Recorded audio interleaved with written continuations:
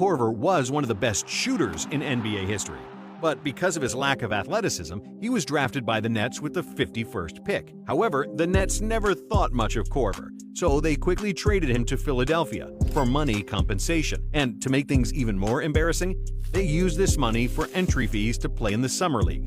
And with the leftover money, they bought a copy machine. I should have been your teamate. You should have been Jersey, right? Yeah. Who did they draft?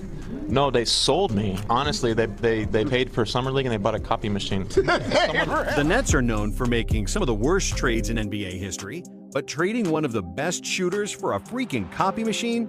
That has to be top of the list.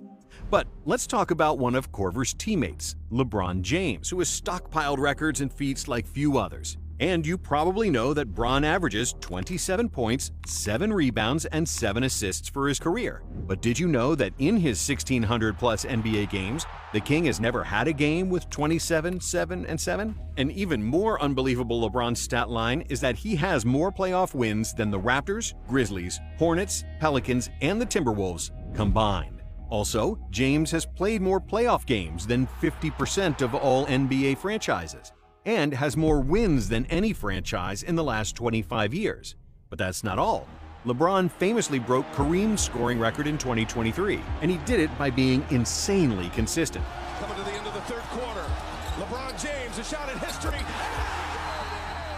LeBron James has scored 10-plus points in 1,124 straight games and counting. And in this millennium, James has scored more points in the playoffs than 7 NBA franchises: Grizzlies, Wizards, Hornets, Pelicans, Knicks, Timberwolves, and the Kings. To be fair, it's not that hard to score more points than the Kings, who recently broke their playoff curse after missing the postseason for 16 straight years, which is an NBA record.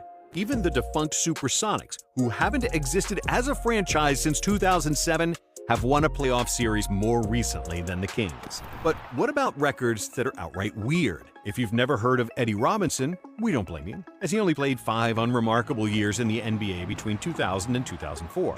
But what makes Robinson unique is that he played for 2 teams. Not so weird, the Hornets and the Bulls. Now, he recorded 969 points and 382 rebounds for Chicago. And then, with Charlotte, he scored exactly 969 points and 382 rebounds. What might be even more bizarre is how Pete Maravich made an unbelievable prediction about his own death. When he was just 26 years old, the Pistol said in an interview that he didn't want to have a 10-year NBA career and then die of a heart attack at 40. He then proceeded to have a 10-year NBA career and die of a heart attack at 40. Garland, as you mentioned, Pete Maravich was playing the game he loved and gave so much of his life to when he died this morning.